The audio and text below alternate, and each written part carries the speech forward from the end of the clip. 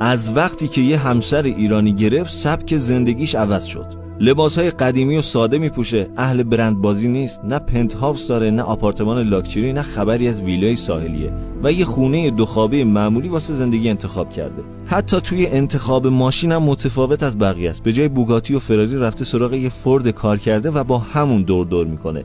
این از وضعیت جان سیناست. اما اگه بدونی پولاشو کجا خرج میکنه شوکه میشی. جان سینا چند سال پیش $2 میلیون به 656 تا بچه اهدا کرد تا به آرزوشون برسن.